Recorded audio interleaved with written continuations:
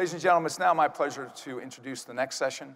And I think we know the Global All-Stars, which is in its 8th year here at our convention, is a wonderful stage for wonderful new ideas, exciting innovation from around the world. And our friends at Miles, you know, they scour the world, and they organize and facilitate this session with new topics, cutting-edge topics, and great speakers.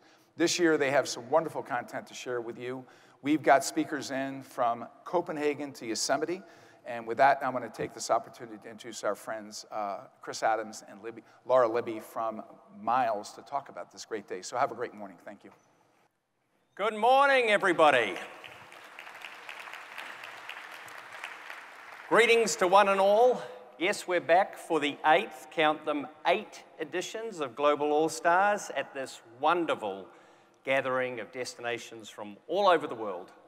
Global All-Stars is an innovative look and an opportunity to look at fresh ideas from around the globe designed to help you evolve and elevate. And it's particularly apt to have Global All-Stars in St. Louis, home of the famous, the iconic 1904 World's Fair. This shaped debate, popular culture for decades afterwards. Fun fact, the ice cream cone was invented right here along with many other fast foods. But well beyond that, it brought together people, cultures, and ideas from all over the world. 50 nations exhibited, and 20 million people attended the World's Fair. And we'd like to take a moment to thank Destinations International, Don, and the whole team on the opportunity to work together on creating this year's Global All-Stars, where we are going to address the topic of trust. At Miles, we're inspired by travel, we're inspired by the industry in which we work. And we are really inspired by the opportunity to both educate and learn from not only our clients, but the entire tourism industry. So, as we've heard, Global All-Stars 2019 is tackling the very topical subject of trust. We are the trusted sources, so we're looking at 3 types of trust and what it means for you as a destination marketer and manager. Mark Ellwood of Conde Nast Travel will kick us off by looking at the topic of trust in the future. He's going to take us on a global tour of 5 trends that he sees shaping and reshaping the future of travel. Signe Jungersted famously helped announce the end of tourism as we know it in Copenhagen. 2 years on, she's going to share lessons and insights about how to build trust in your community and how to build trust in place. And then finally, Allon Cohne of Vibram will be here to talk about the lessons from trust in brand, looking at outdoor adventure industry, where that trust is both essential and fundamental to their existence. And then we're going to bring them all together for a panel discussion to talk about connections between these different iterations of trust and what it means for you as a DMO. Now let's go ahead and get started. Mark Ellwood is the contributing editor of Conde Nast Traveler magazine, one of our industry's leading authorities on travel in all of its spectacular forms. British-born and New York-based, Mark has lived out of a suitcase for most of his life, so he's uniquely placed to talk about trust in the future. He's going to look with a fresh eye at 5 major trends that are reshaping the industry in which we work. Please join us in welcoming Mark to the stage. Morning, everybody. I'm Mark Ellwood. Thank you. Thank you for getting here nice and early, and hopefully I will keep the energy up. I'm here to talk to you about trends. I spend my life looking at trends for Conde Nast Traveler, and I've got 5 that I think are going to be crucial for the near and long-term future for all of us. First one, planes. We are in the middle of an airport boom like we've never seen before. $1.1 trillion, that's about the same as the GDP of Mexico, is earmarked for airport construction around the world right now. Think about that. Obviously, China and India are a big part of that. More than 100 airports are coming online in both of those countries. China's got the Beijing 7 runway airport opening before the end of the year. There is a brand new airport opening in Mumbai as well. But it's easy to assume it's just the developing world. It's not. In Europe, there's a new airport in Istanbul, In London, it does look like they might finally greenlight the third runway at Heathrow and expand that. And here in America, Salt Lake is midway through a $3.6 billion makeover. Why is that happening? I'll tell you why. Most of the developed world's airports were completed at the end of the sort of first golden age of aviation and intended to last for about 20 years. That would take them to the turn of the century. Unfortunately, because of 9/11, infrastructure investment was really put on hold for quite some time right at that point. And that bottleneck, that logjam, is finally being unleashed. But what does it mean for you? Well, this is Singapore Changi. I'm sure you've seen this. This basically is the dream airport. And it's a symbol of how important airports are for you as DMOs. Having a good airport, having an attractive airport, is more important than ever. They're not just transit destinations, they're hubs. People are going to choose to use that airport. People go to Changi to experience it. They want the layover to enjoy that. Look at what has happened at JFK with opening the Saranan Hotel. Okay, everyone's heard of that, right? The TWA Hotel. The best press JFK has had in decades around that gorgeous hotel. Pittsburgh has opened up its retail mall to non-flyers to try and make it more of a hub again. Airports matter more than ever. And remember, that also means there are travelers coming from unlikely destinations. More airports mean more routes, more point-to-point travel. Think beyond your conventional audiences. Look at these numbers. If I give you the countries they relate to, you might be able to guess what those numbers represent. They represent passport penetration. About 40% of Americans have passports, about 95% of Brits, which is one of the highest in the world, and about 9% of Chinese people. That number, though, is predicted to double in 2 years. Given that China's outbound tourism market is already 21% of the world tourism market, which is 10 times what it was before, that doubling is quite significant. Look at those planes. Each one of those represents 1 million people with passports. When China's number doubles, that could be radically important for the world tourism market. It's going to change destinations. Let me show you one destination. It's already changed. This is a brand new train station in Britain, just outside Bicester Village. Bicester Village is a luxury outlet mall. Great place to buy designer bargains if anyone wants any tips. But it's also the second most popular destination in Britain for Chinese tourists. If you're thinking, what's number one? Obviously, it's Buckingham Palace, because nothing beats the Queen. This was just constructed to cater to Chinese tourists. Pre-recorded Chinese language announcements, Chinese language signage. At the mall itself, they grubbed out what I think was a high-end Italian restaurant to replace it with a Chinese restaurant, because Chinese travelers would rather eat Chinese food wherever they go. If you want to pay by UnionPay, if you want to use WeChat, it's all seamlessly integrated. But it isn't just destinations that are going to change like that. I was having dinner with the longtime GM of the Lanesborough in London, 5-star hotel, very expensive, pristine hotel and prestige hotel in London. He said to me, Chinese travelers are changing housekeeping for us. We're putting kettles in every room so that you can make noodles whenever you feel like it. And our housekeepers no longer leave the slippers by the bed because Chinese travelers want to take their shoes off when they get home. And other nationalities don't care either way. A very well-known hotel designer said to me recently, he said, I'm future-proofing my rooms by taking feng shui into consideration for the design. One of the big things he's doing is way fewer mirrors. He's putting mirrors inside closets because mirrors create restlessness in a room. Now, I know in America, Chinese travelers might feel very kind of, so what, who cares? It might not feel like it's going to reach your destination. But stop for a second and think. China has a slew of new airlines, which are flying not just between Beijing and JFK, Shanghai and LAX. I flew Hainan from Chengdu last year.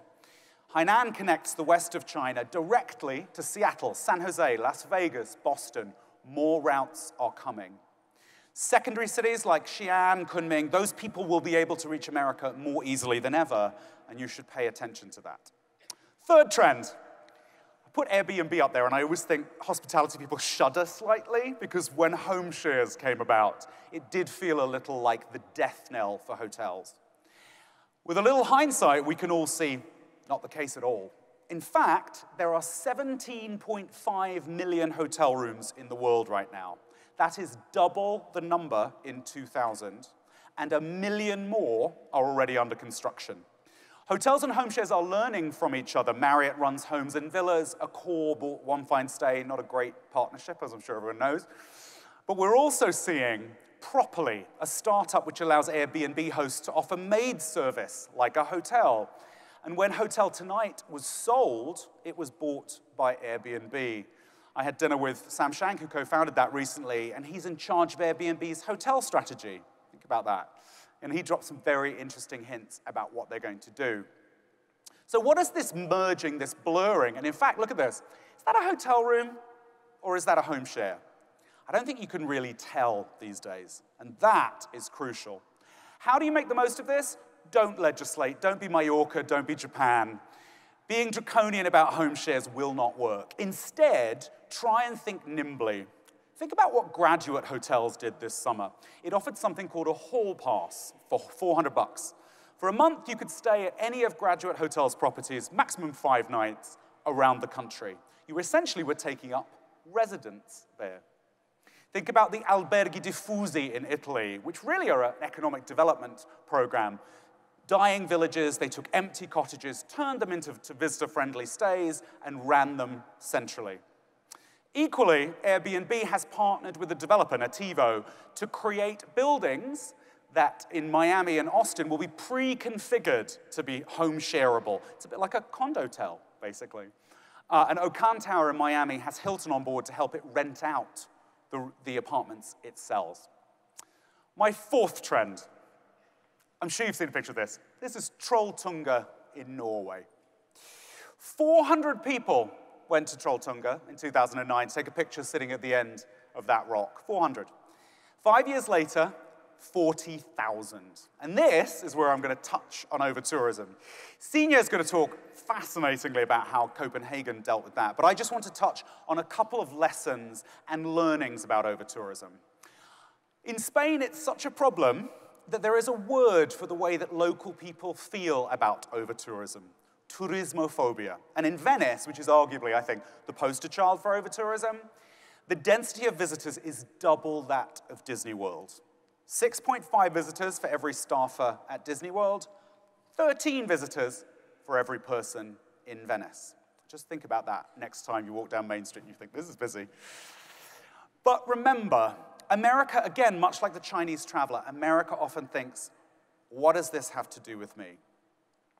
I would encourage you to think about stressed capacity in San Francisco, Miami Beach. We're ahead of the curve here, but it doesn't mean it's not coming.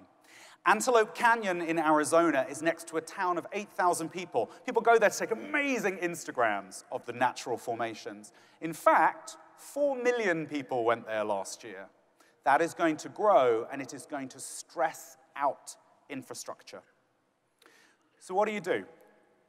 Again, no regulations. This is not the way to go. Do not be Venice and punish people. Be Amsterdam. Wouldn't we all love to be Amsterdam? I think we can admit that.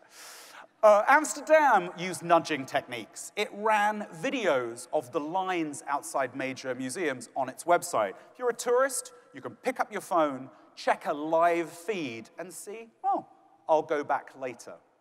Barcelona scraped geotags from social media to look at places in the city that were already popular among tourists, that were beyond Las Ramblas, and then it marketed against those. It also looked at the cluster around the Sagrada Familia, the congestion there was, and it used cell phone data.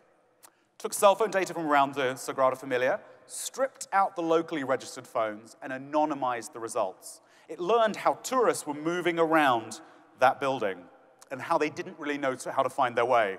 So they changed the entrances and exits to ease the congestion. Very interesting. Over-tourism is not about punishing. Don't be Venice. Don't shame people. Be any of these cities. Be Copenhagen.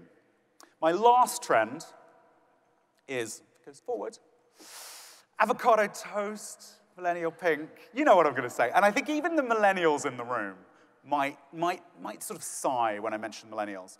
Again, this is a familiar trend. We've talked about how millennials shape travel. You know, hotel lobbies aren't the forbidding places anymore. They're someone take your laptop and hang out. Yes, rooms are no longer all white and stark. You want bright colors, textures that you can social media. But I don't think that's the fundamental change. If you look at data, 80% of millennials say they would prefer to take many short trips in the year rather than one big vacation. 53% say they're planning more weekends away. These micro trips are a big change in behavior. What does that mean for you? There are opportunities and challenges. It means that the peaks and troughs of high and low season might even out a bit more. You've got more chance to have people coming year-round. But equally, those short trips, they could go to Europe for the weekend. And remember, with all those new hotels and new routes, you're competing for attention with Europe. I would also remind you that historically for many destinations, drive-in audience was very important. I think that often gets forgotten today. I think in a millennial-driven era, the drive-in market will be more important than ever because they can drop everything on a whim and come for that weekend away. Those are my 5 key trends. I hope I've helped you see some things that might be familiar in a slightly different way, and I hope I've introduced you to some new concepts that will be of use for the future. I will be around for the next day or so, and I would love to hear, please do come up to me. I'd love to hear your anecdotes and stories relating to those trends, or any trends I haven't yet noticed that maybe I can include next time. Thank you so much. Thanks so much. Pleasure. Thank you. Thank you, Mark. I appreciate that. Our second speaker is Signe Jungersted, who until recently was the Director of Development at Wonderful Copenhagen. She is a leader in that city's remarkable efforts to tackle and address over-tourism in recent years. Signe will share some lessons of what worked as well as what didn't work in Copenhagen's journey to nurture their trust, not only with their communities, but their greater industry partners. Please join me in welcoming Signe to the stage. Hi, everyone. It's such a pleasure to be here today. And I'm really thrilled to be talking to you today about trust in the context of the eras of localhood and over-tourism. So last time I was at Destinations International Annual Convention was in Montreal 2 years ago, where I was talking about what was at that time the newly launched strategy of Wonderful Copenhagen. So today I'm really excited to be back and share with you now my perspective as a former insider of the DMO and currently as an outsider of the lessons learned since we launched the strategy. So let's dive in. So just in Montreal, I was presenting in a small breakout room. So not assuming that all of you could fit into that room, I'm just going to give you sort of a brief intro to the strategy that we launched in Copenhagen in early 2017. So when we came out with the strategy, we declared the end of tourism as we know it. And of course, being the official tourism organization, that gets quite a lot of attention. And then we welcomed what we call localhood for everyone, a new era of how we approach tourism. So the reason why we came out with this very sort of loud statement declaring the end of tourism was because we needed to make it clear that things are not changing, they have changed. And that needs to be reflected in how we work and approach tourism. Now, one of the things that have changed, of course, are the travelers themselves. So what we needed to do and what we wanted to do was to mark that shift. We didn't want to approach tourists as a special kind. There's this tendency to view tourists and travelers as if they're a unique species, as if once we go abroad, we completely change personality and we all become the same. But in fact, tourists are just like humans. We're all in any kinds. We have all and any kinds of interests. And what's interesting is that no one actually wants to be a tourist anymore. You know, everyone wants that untouristy version of somewhere. Everyone wants that super credit of being the explorer, the traveler that seeks off the beaten track. So in that sense, what is then the role of the official tourist organization? If everyone wants the untouristy version, what is the DMO's job? So in our strategy, what we did was we said we need to move away from being the marketing organization to being the management organization. And that also means enabling others to share the destination and to market it with us. Now, another thing that we launched in the strategy back then was the concept of people-based growth, putting the locals in perspective, saying we need them to support continued tourism growth, and we need to measure value beyond bed nights. So this was actually like 2 years' work in one slide. And so we launched it early 2017, and since then, we hit the ground running, and we've been sprinting ever since to keep up with all the things happening. So today, as I said, I'm here to share with you the lessons learned over the past 2.5 years. And I'm going to do that in 4 overall lessons. One I call moving words, destination heroes, not a simple numbers game, and finally, it takes a village. So let's dive in. First one, moving words.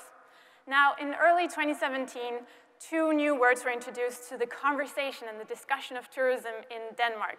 The first one, of course, being localhood. So this was the word that we introduced ourselves in wonderful Copenhagen. It's a word that we invented, none of us native speakers, but it made sense to us. And it's a word that if you read through the strategy document, you will not find the definition in there. And that's on purpose, of course, because it's a definition that you need to invent yourself. You need to define localhood yourself. Localhood is that special something something.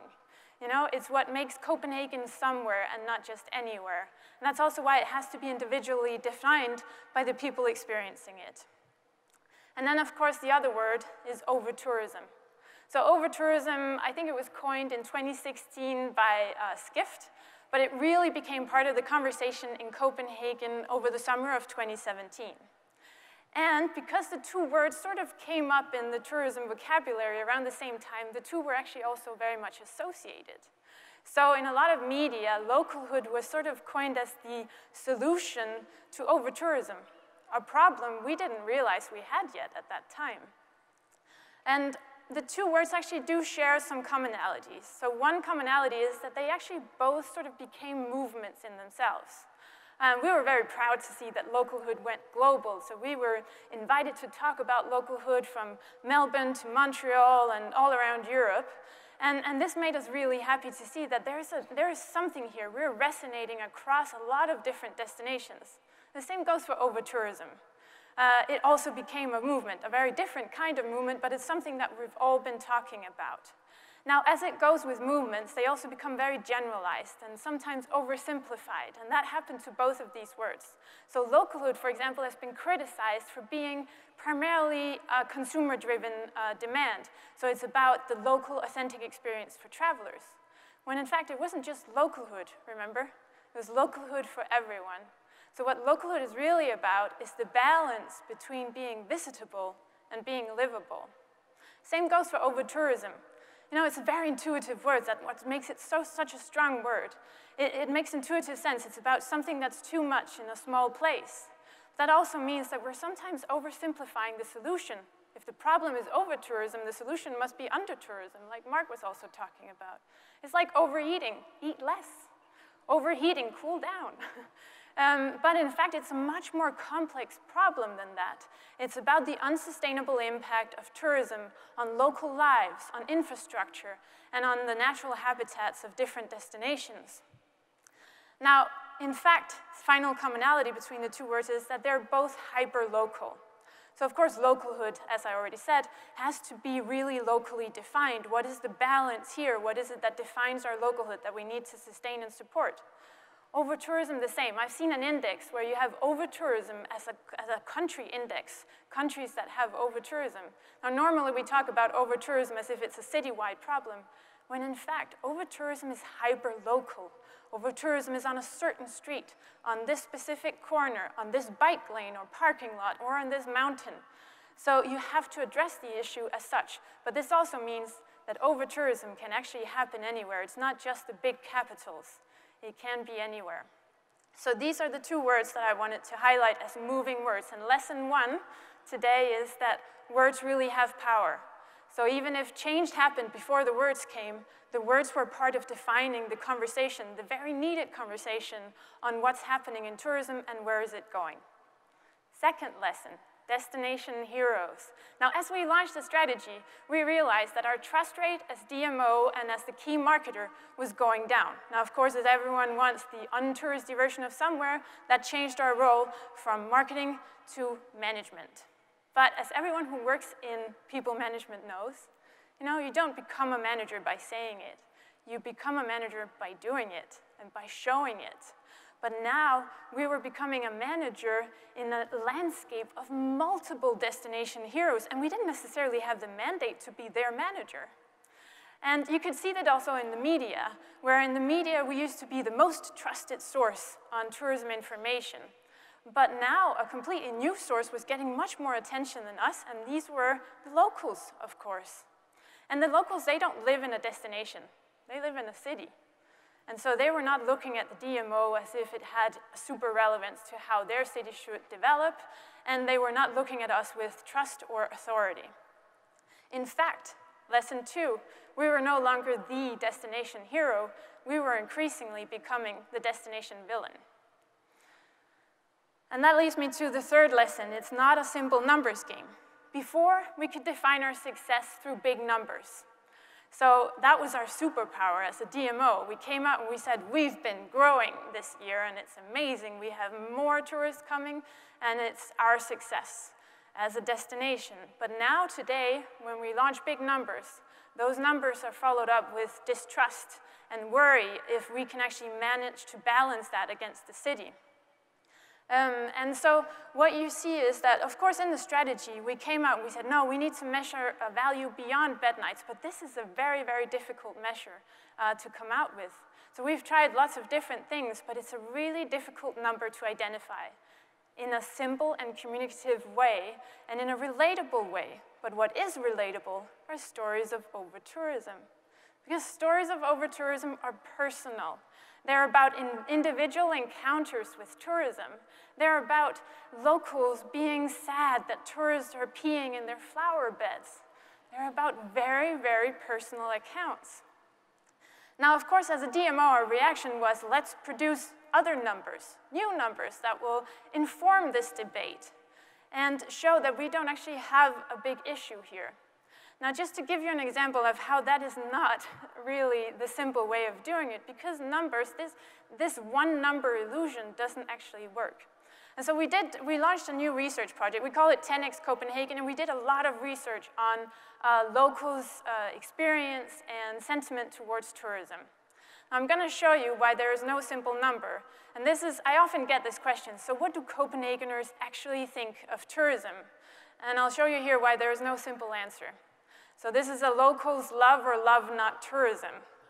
In Copenhagen, we have 73% of the locals that believe tourism positively impacts local economy. That's good. But we also have 16% that feels tourism negatively impacts their local quality of life. And even more importantly, we have 52% that are neutral. That's actually a really bad number.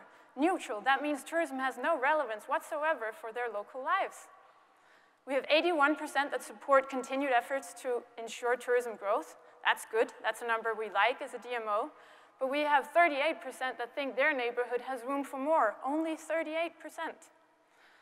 We have 67% that experience no tourism-related problems, but we have 15% in the city center that experience problems all year on.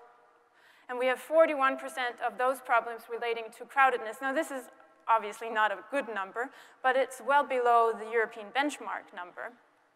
But we have 63% that relate to traffic of these tourism-related issues, and this is well above the European benchmark number. Oh, sorry, finally, we have locals in Copenhagen. We actually give kudos to visitors that come and experience Copenhagen the Copenhagen way. And the real Copenhagen way is to go by bike. But if you meet a local on the bike lane, they will be extremely aggressive. Mark was telling me about this earlier, because we're in transportation mode. We're not in experience mode, and the bike lane is our highway. And finally, if you ask locals, what's the most desired visitor behavior? It's take care of environment and spread out. But if you ask locals, what's the most observed, or the least, observed behavior that you see from visitors, it's taking care of the environment and spreading out. So this is to illustrate to you that it's actually really complex. I can't answer this question with just one number. There is not one number that will tell us, do we have or don't we have over-tourism? So it's complex, but in the minds of the locals, it's actually not that complex. Because there are two kinds of visitors, if you ask the locals. There are the bad kind, according to the locals that is, the mass tourists, the ones that travel in large groups, that do touristy, that look touristy. And then there are the good travelers, the ones that the locals like, the ones that are the temporary locals. They blend in, they use local transportation and seek off the beaten track. Now, I could counter this with numbers because, for example, the locals see mass tourists often as Asian travelers. But I could counter this with the numbers of Asian travelers to Copenhagen that are actually not that high. And also, our research shows that the Asian travelers, it's like 50% of them are traveling by group, but the other half are traveling individually. But that's not the point. Lesson 3, it's not a simple numbers game. This is not about winning the argument. This is about winning the people. And now to the final lesson, it takes a village.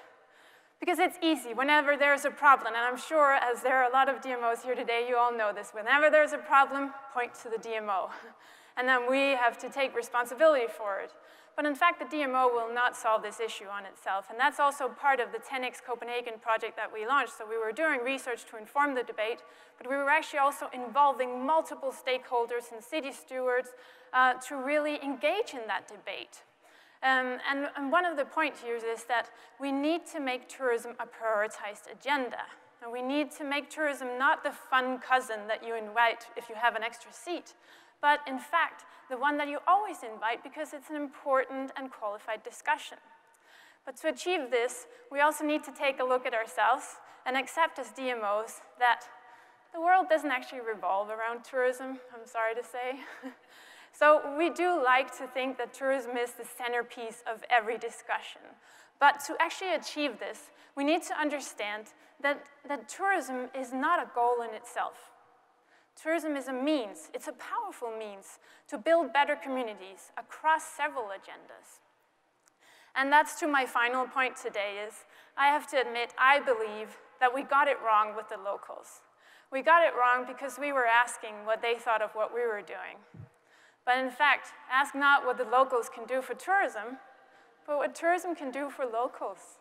You have to turn it around, and you have to make tourism relevant again. You have to make tourism... I thought that would get written. We have to make tourism something that locals don't just accept, but see as an important tool to create a better city for themselves and a better community. So that's all of my points today. Thank you so much for the time to listen. That's great, thank you.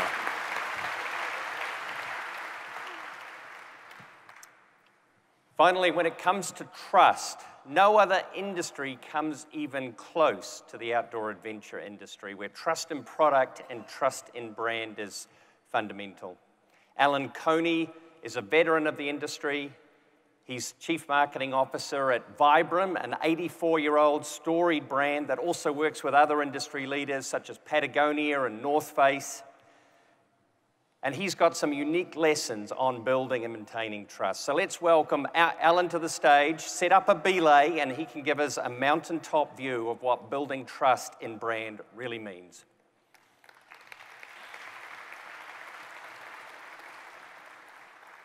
Thank you, Chris. Hello, everyone. Thank you for having me to St. Louis. I'm delighted to be here. It is not a spelling error on my name. It is actually spelled A-L-L-O-N-C-O-H-N-E, and I keep telling everybody I spell it wrong when they try to spell it correctly. I'm here to talk about Vibram, trust in brand and trust in branding. A little background about me. I started off wanting to be a professional skateboarder. I grew up in Salt Lake City. And quickly found out I was probably better at marketing. So I went into energy, I went into advertising in the ski industry, and now I'm in the outdoor industry. And I work for Vibram. And typically after people meet me for the first time and we get my name squared away, then they ask me the other question about where I work. Is it Vibram or is it Vibram? Because that's always if you know the brand, the next question. And so what I always say and what we always say at our company is yes, is the answer. It's neither wrong or either the way you'd like to say it. So typically the rule of thumb is we're an Italian company, we're based out of Europe, and so in Europe we say Vibram, and in the States we say Vibram. So who is Vibram? It was founded, as Chris said, 84 years ago by a man named Vitaly Bermani. That's where we get the name Vibram. And he was a mountaineer. He was an alpinist, and he loved the outdoors. He had a little outdoor shop in Milan, and he would take people up into the mountains on expedition, and just loved the outdoors, loved being outdoors. And like many brands in the outdoors, you start there, and your brand kind of, your company takes on the identity of where you are and what you do. In Vitale's case, he would take people on expedition into the Italian Alps, and tragedy actually struck. Before vulcanized rubber, what people would do when they would go into the Alps and walk on glacial ice and walk on mud and snow is they would go to a cobbler, and a cobbler would take your mountain footwear, and they would hammer in hobnails. They would cobble hobnails, the wood nails, into your footwear so you wouldn't slip and fall in the snow. Tragically, on a particular expedition, Vitale's friends actually perished. They slipped and fell and died. And so, like all good outdoor leaders or innovators, he said there's got to be a better way. So he went to Pirelli Tires and said, we've got to vulcanize rubber and make it the outsole for footwear, for people who want to go into the mountains, for people who want to do expeditions. And so this is the famous Caramato sole. Caramato means tank tread. We like to say there isn't a trail on Earth that hasn't had a Vibram Caramato sole on it. It's been around for 80 years. I'm sure you're all familiar with it. If you've ever seen a hike sign, it usually has this sole, and that's the design of the sole has stood the test of time. This is a picture of the Italian team that first summited K2 in the Himalaya. This is the team from that expedition that accomplished that in 1954. So that's a little bit about Vibram, myself, but we want to talk today about trust in brand and trust in building brands. And there's a special kind of trust in the outdoor industry when you're building equipment and when you're building brands, because it's fundamental that we deliver on the trust to the consumer of the equipment that we build, mainly because we're all in the same experience, whether it's outdoor travel or whether it's equipment. You can't have a negative experience. That ruins, kind of the experience, and as we know, it compounds itself for future consideration. And in the outdoor industry, we're exposed to the elements. On footwear, we're exposed to slipping and falling, and with apparel, you're exposed to the elements, whether it's rain or snow. It can lead to serious injury. So, this is voluntary. I want to go play in the outdoors. I want to enjoy my experience, and can happen serious injury, or as we just talked about, death. So in the outdoor industry, we're kind of a large industry. I like to say we went mainstream in 2018 and because of the documentary film that I'll talk about shortly. We're in 800. The outdoor industry did a research project about what does it mean to the U.S. economy, and it's about $800 billion to the U.S. economy. And that's anywhere from if you're on the side of a cliff using ropes and carabiners, or if you're outside fishing, or if you have mosquito repellent, that entire economy is $800 billion. In mainstream, these brands, we talk about starting from the mid-20th century, these brands have really built their equity in trust in building the kind of products and building the kind of services that we all know going into the outdoors. So Free Solo. I want to talk a little bit about this because it has really shifted the paradigm. It's made climbing mainstream. It's made our industry mainstream. For those of you that have seen it, you'll see some of the clips here. For those of you that haven't, it's based around one of the greatest climbers of the generation of all time, Alex Honnold. Free Solo means climbing without ropes. So I'm going to do a little intro teaser to Free Solo.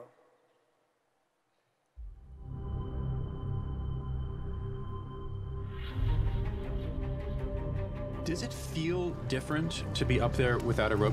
It's obviously like much higher consequence. People who know a little bit about climbing, they're like, oh, he's totally safe. And then people who really know exactly what he's doing, are freaked out. I've thought about all cap like for years, and every year I'm like, that's really scary.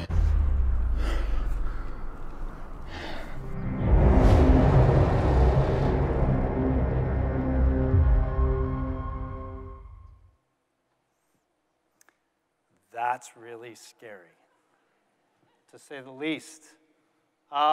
Really scary means that you're 3,000 feet up without a rope, and that's, if you look at the elevation of that, you're looking down at the Sears Tower. I want to focus on one segment of this documentary film, because I think it's important when you talk about trust in brand, specifically how it relates to Vibram. The boulder problem, there's about 2,300 feet up, there's a specific problem that Alex encounters, and he's got to figure out how does he solve this last problem. There's two ways to get around it. Obviously, the consequences are dire. So when you think about this for a second, the only thing that Alex is relying on to get himself from 0 to 3,200 feet on top of El Cap is climbing rubber. He's basically looking at these little crevices and nooks and crannies in rock, and he's using his hands and his fingers. Those are the only two products he's using, chalk and Vibram rubber.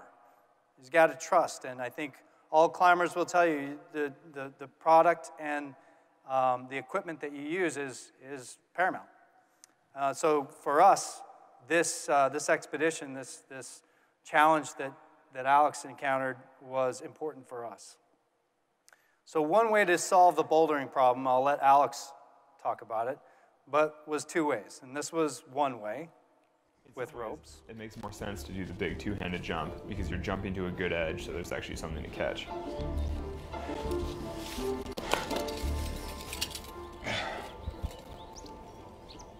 But the idea of jumping without a rope seems completely outrageous.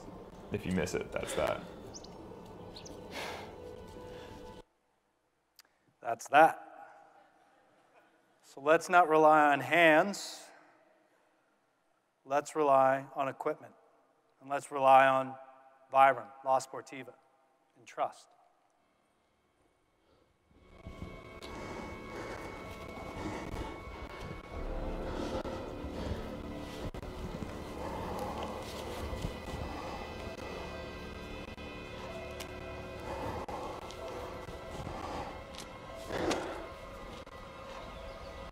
Just did the karate kick. He's got it.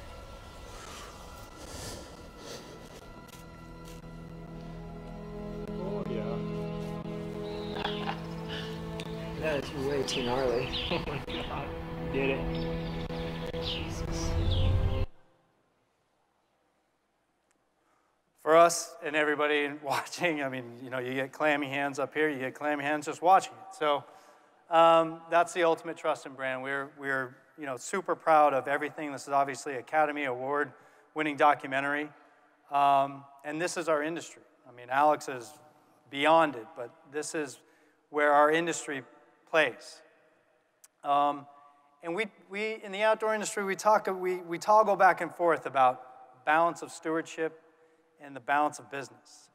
And we firmly believe we've started the industry and we're growing exponentially, but we have companies that believe firmly in how to build trust with the consumers and build a business and at the same time be good for the earth and the environment.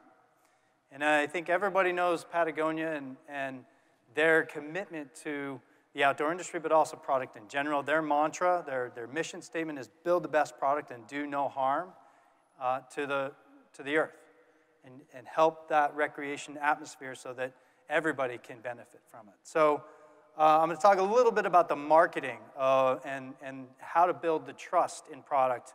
I'll start with Patagonia and go into a few others. Counterintuitive business model. Economics correspondent Paul Solman goes inside an American clothing company that has been growing rapidly while marketing itself as an anti-growth business. The company is always on message. As in a famous full-page New York Times ad, "Don't buy this jacket." It seems oxymoronic. It certainly does. In fact, sales are booming. up 25 to 30% a year since that ad ran. So I was working for Polartec, who makes the fabric for Patagonia, when this ad ran. And it was great. In fact, when I was going over the presentation on the way here, I had this slide up, and the guy next to me said, "Why shouldn't I buy that jacket?" I said, "Do you know Patagonia?" He's like, "Of course." And so this is the anti-capitalism for capitalism approach. And the idea of make the best product, make the best promise, and make sure people understand that. And don't vary from your message. Make sure people understand soundly what you stand for. And if you continue that, people will believe in you. It's the same thing with the North Face. Build the best product, have the best athletes on those products. Make sure that you deliver on that promise every day. Yeti cooler, who knew that we all needed new, really expensive coolers? But Yeti figured that out 6 years ago and said, we need a bomber cooler. We need the best, we need an indestructible cooler that's really expensive, and they changed the paradigm. It was rather rapid if you think about how quickly Yeti has taken over. Part of our partnership in boots, Danner Boots, a century-old company in Lager, out of the Northwest using Lager boots, make the best product. Our mantra is durability is sustainability. It can also be profitable because when, as you can see with whether it's Yeti or Danner, you can be profitable. You can set the standard. You can set the highest bar. And collaboration is one of the great things that we surround ourselves with in the outdoor industry. And here we have what we believe are three incredible brands. You have Danner, who makes the boot. You have Patagonia, the outdoor industry icon that believes in fly fishing and believes in building great product. And then you have Vibram, who believes in the outsole, is where everything starts in footwear. And this project was an example, I think, for the industry to recreate itself a little bit from the product where we started, our ingenuity, our innovation. This boot came out this year, 2019, but the way it started was the highest level, the highest standard in boot that was on the market. And we were going to double the price on that. We were going to double the price on it, but we were going to say this is the last boot you're ever going to buy because it's the best crafted, it can be recrafted, and it's the best boot on the market because these three brands stand behind it. And because of the trust within these three brands, going back to the profitability, the forecast when this product came out this year has now quadrupled where it set the benchmark at.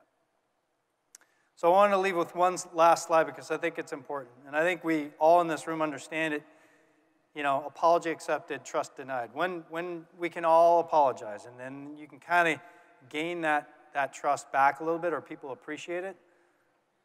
But the trust is eroded away when that promise is somewhat diminished. And so it's important to just keep that in mind with everything that we do, or everything you do in offering a service or product, that you always have that one shot to continue and maintain and be impressed.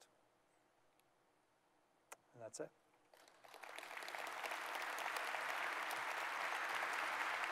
Thank you, mate. Thank you, Allon, and thank you, all of our speakers. There's been some really wonderful insights and great takeaways. So I want to jump into our panel discussion to talk with a few questions to discuss a little more about the dimensions of trust and what it means for your destinations and your business. So guys, trust seems to be in short supply these days, whether it's the news media, whether it's politicians, whether it's public institutions, including DMOs. So if there's one or two characteristics that define organizations that people can trust in, what would you say they are? Signe? Yeah, I think, well, one of the things that we see in Europe is we're struggling to win the argument. And I think in that struggle, we're struggling to keep what is. And we're talking about this shift from marketing to management, but maybe we should be talking about a shift towards leadership. So rather than struggling for what is, then we should set our visions to what should be or what we want. And I think that taking that leadership role is really one of the things that will help in building trust towards the DMOs, that we have a vision of where to go rather than keeping ourselves in a position where we're always struggling to keep it the way it is, the status quo. Very good. Mark or Alan, you got anything to add? I would think that, yeah, the collective kind of organization, everybody getting on the same page to make sure, you know, what is the collective goal? And I think if it's trust and everybody says the same thing, and I think if it's reinforced, you know, that permeates throughout, you know, the market, the different destinations. But I think that's the key, is making sure that everybody is aware of the problem and then solving for it. Very good. Would you add anything, Mark? I would say they said it better than I ever. Okay. So another question, something you addressed some in your presentations as well. Destination stewardship is something that's talked about a lot, in stewardship generally. What would you say stewardship really means, and then how do you sort of identify the role of DMOs in that discussion of stewardship in a destination sense? You're the DMO person, you start. I'm the outsider of a DMO. No, but I think it goes to my final point also, not necessarily always putting yourself in the center of the discussion. One thing that I've noticed is that I've done a lot of speaking these past couple of years, and I'm always invited to either a tourism conference, or if it's another kind of conference, then it's in the tourism session. I'm never in a panel where we're discussing a broader agenda and tourism is an element or seen as something that is relevant in terms of that discussion. So I think, just back to the point of stewardship, I think that's what we really need to achieve. We need to make tourism something that is relevant to discuss in a broader agenda as well. And that's just to engage more people in tourism as not the fun cousin, but something that is actually relevant in how we build and develop our cities or our destinations.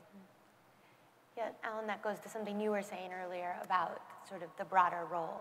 Yeah, I think it's the vision. I think when everybody, again, going back to that collective vision of, you know, being, and to Signe's point of leadership, I think when you lay that out and you become the leaders, then the trust falls in line. But I think, you know, the example of Patagonia kind of speaks to that. If you always put your wallet where your message is, that's reinforced. And for companies, whether it's Patagonia or North Face, they're always putting their wallet, they're always putting their plans together to say, okay, here's what we're putting on the market. It's not just about the service or the product, it's about, and when people interact with us, do they believe us? And do they believe that we're being good stewards? And so they each, you know, again, Patagonia used the anti-capitalism for capitalism, but, you know, they lead by example. When there's tax cuts, they take their tax revenues and they put it back to being good stewards. And so leading as an example and always reinforcing that vision that says, here's what we stand for. So I think probably to start is, what's the vision collectively? And then reinforcing that as a group. Yeah. Chris, I think we have time for one more question if you want to ask one more. Sure, I'll perhaps start with you, Mark. So we've talked about a lot of trends and challenges. You identified 5.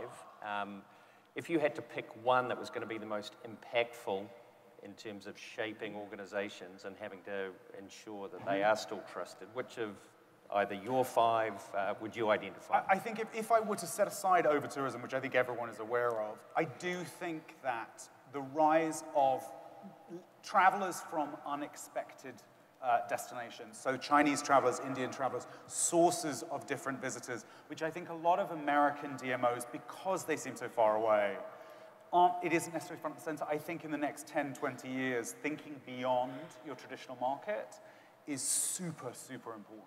I think it's fragmented. It's that brilliant thing where it's a perfect opportunity, and then it's also a pain in the neck, because it's twice as much work. Yeah. Well, thank you very much, everybody. Yes.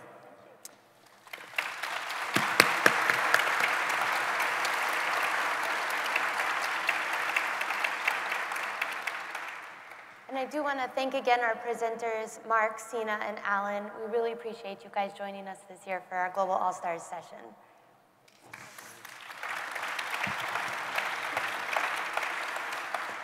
Now, all the presentations will be available on these websites, plus we're going to send out an email immediately after the conference.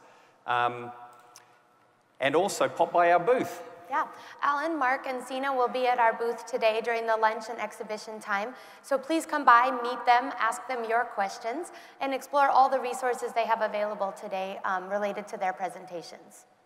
And we've got a great breakout tomorrow, so Mark and Signe are going to be part of that, along with two very good friends and colleagues. So Kim Farron from Boulder, Colorado, and Graham Budd from Destination Queenstown in New Zealand. I think, Graham, you might have won the prize for coming the furthest. Prize at our booth, mate. Come by tomorrow for the breakout. Notice the slightly later time. It's the second part of that breakout in room 230. So we'll be looking at practical tips and case study examples of how destinations are dealing with over-tourism, growth, and other community challenges. So that's Global All-Stars 2019. We want to thank again Destinations International for their continued partnership on this program. We want to thank all of you for being a part of it this year and all of you for joining us this morning.